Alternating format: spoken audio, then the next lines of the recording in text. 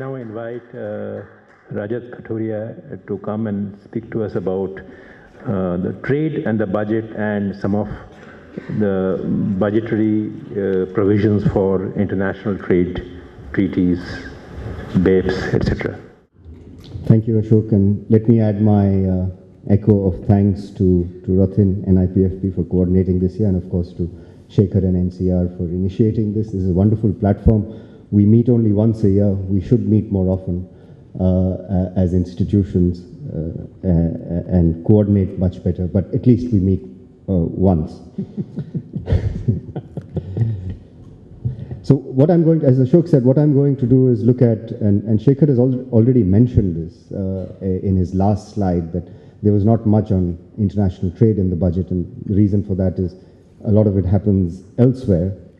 But while talking about international trade, I will then also talk a little bit about BEPS and the initiative that the government, the finance minister has taken around BEPS. But before I get into the meat of the presentation, let me just say I agree completely with what Rathin started by saying, that there are lots of good things in the budget, what he got classified as unglamorous but critical. And if you read the economic survey of last year and this year, and even the budget speech of last year, the mention of this creative, persistent incrementalism in reform was the better way to go rather than big bang. And I think that approach is continuing.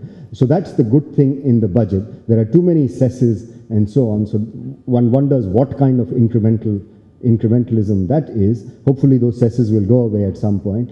But the bad thing or the not so good thing in the budget, in the previous budget and this budget, is the lack of focus. And I think Shanthi touched upon this, and I think Pratap will, I dare say, talk much more about this, is the capacity to actually implement. And I think this was a time that the finance minister could have focused a little more on implementation. There are a couple of sentences in the summary of the budget speech that I will read out to you towards the end, where there is a focus on implementation, building capacity, both in central and the state. But I think a lot more needs to be done. And although the economic survey does say that we are not going to privilege, we shouldn't be privileging quality, quantity over quality, I think when you see the budget, there seems to be a persistence of although there is consolidation, but there are too many schemes there, and they need to be consolidated. So quantity,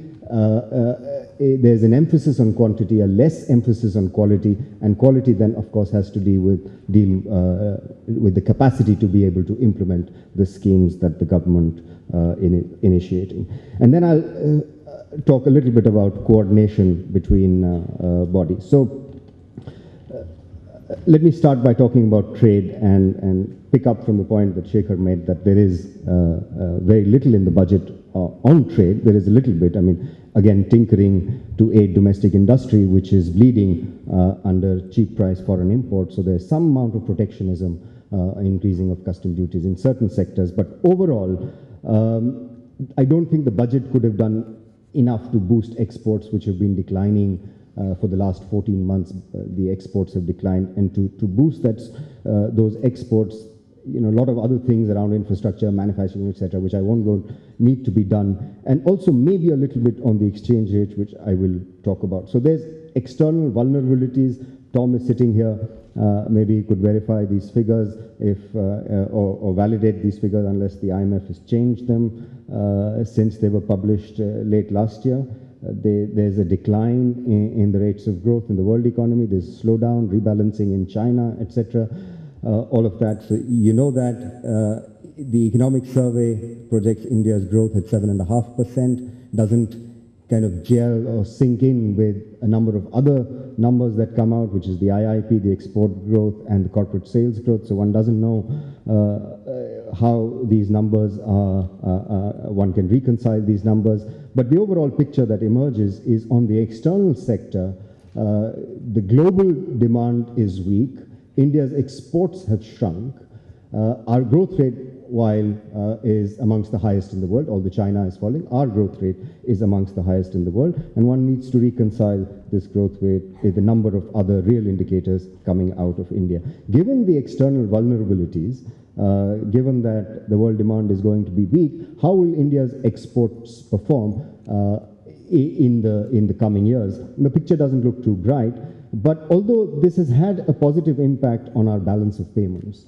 So current account deficit has gone down. It's now 1.4%. If you look at the numbers, when this government took over, just before this government took over, the current account deficit was very, very high, close to 5%. Inflows have fallen, but the net capital inflows are still positive, 4.5% of GDP in 2015. Lately, they have fallen.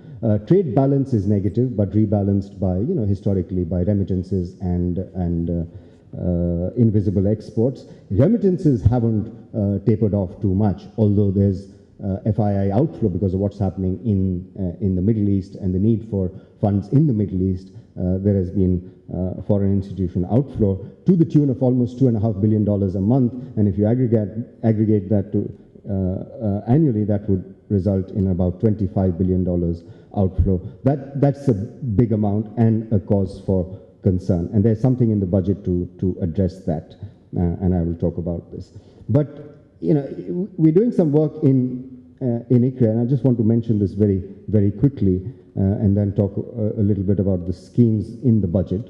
The work revolves around how much of, and the economic survey also does talk about this in the first chapter, how much of our decline in exports is due to external causes and how much is due to internal causes. And we tried to kind of collect data from India's major trading partners, and we looked at India's exports that go to about 70% of our trading partners, and it kind of weighted their GDP growth by our export shares in their GDP and ran some regressions and found, I won't bore you with the details, and there were controls for exchange rate and price, but what that research shows is that if our exports had grown the same according to trend, then our annual rate of growth of exports in the period 2008-9 to 2014-15 would have been about 5%.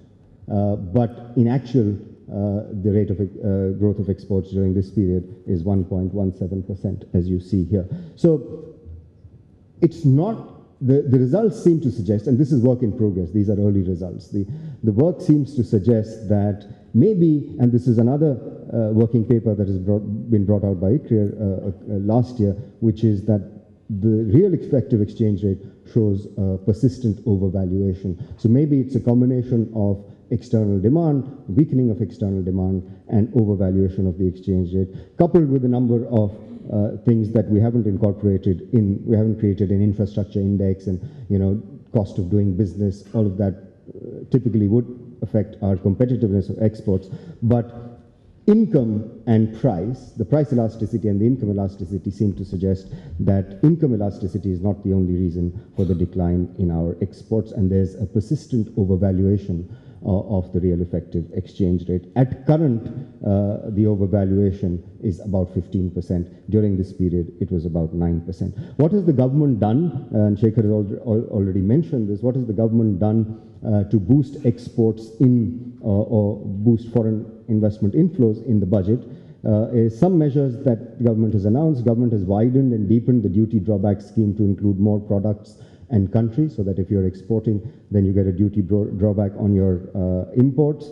Government has abolished the export duty on iron ore and chromium ores, reduced the export duty on bauxites and concentrates. So there's some tinkering at the margin. And then he has also announced that the profit-linked deductions will be available for new units in SEZs commencing activity before. So this is that sunset clause which, if you recall, applied to STPIs, which was extended. There was protests, and it was extended by a few years.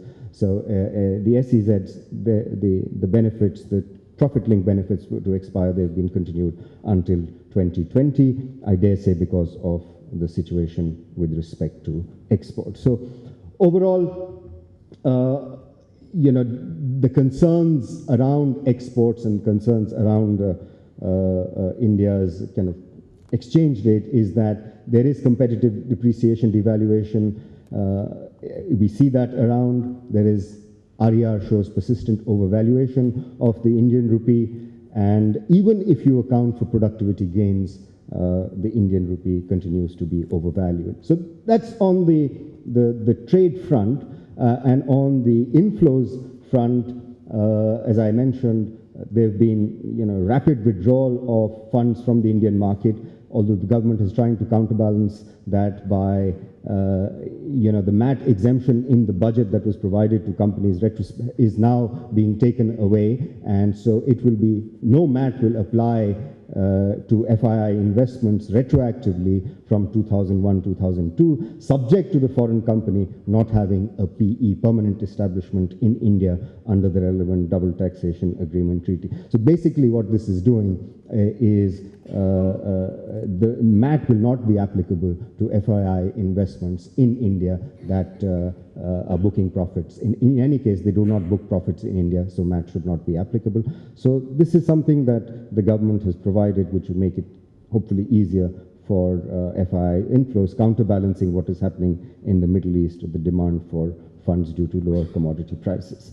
So I've said all this, so I'm not going to, maybe happy to talk more about this in the discussion. The overall infrastructure problems relating to not only to trade but other aspects of production in India are GST, land acquisition, labor market reform, etc., bankruptcy code, which will probably be introduced. I think next year is what the finance minister announced. So the next focus of what I want to focus on is GAR and a new tax that has been introduced in this budget. Interestingly, and we don't know how it is going to evolve, media is calling it the Google tax, but this is this new equalization levy that has been introduced in the budget. But GAR has been postponed, and hopefully for the last time, I hope for the last time. So GAR needs to be implemented, just like GST needs to be implemented. There is assurance that retrospective taxation, which was introduced, if you recall, in the Finance Act 2012, will not be resorted to in the future. And there's a high-level committee that has been created to be chaired by Revenue Secretary, who would assure implementation of the assurances. And the transfer pricing disputes, where India, if you recall, I had made this presentation 2 years ago when Mr. Jaitley presented his first interim budget, and we got some data on the number of tax-related disputes that India was involved in, and out of all the tax-related disputes, international tax-related disputes, which amounted to about 70,000 crores at that time, 70% of all disputes were in India, which aggregated to 70,000 crores being at risk. I couldn't find a comparable number for this year, but as of May 2015, we found that there are 500 transfer pricing disputes were pending before the revenue authorities and various multinationals. So it's not a small number, still a large number of litigation between multinational and Indian tax authorities. And the government aimed to sign 120 advance pricing agreements by March this year, and CBDT has so far signed 41, and 38 are unilateral and 3 are bilateral. And there's another sum, I won't go through the details, but this transfer pricing offerer has the flexibility. If the dispute has to be settled before 60 days, this flexibility will allow the matter to be settled, to be extended up to 60 days in certain cases. But a new thing, which I want to focus on just for a couple of minutes, which has been introduced in this budget, is the BEPS. BEPS is the Base Erosion and Profit Shifting Action Plan, which is also a mandate under the G20. And the Finance Minister has proposed an equalization levy through the Finance Bill, not through the Income Tax Act, but through the Finance Bill 2016, at 6% for payment made to non-residents who make an income exceeding 1 lakh a year in case of B2B transactions. What this really means is that if you're advertising on either Google or Facebook, and you're paying them and their income exceeds 1 lakh a year, then it's not Facebook or Google that will be responsible for the tax, but the advertiser, the B2B advertiser, would be responsible to paying that tax of 6%. Now, it's not clear how the situation, I tried to see what the estimate of this tax equalization levy would be on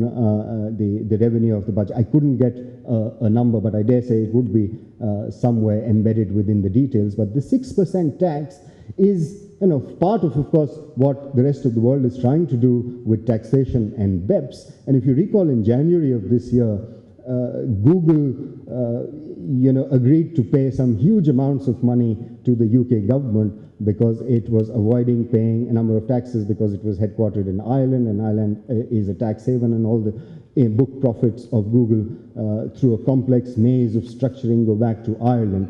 And although Google has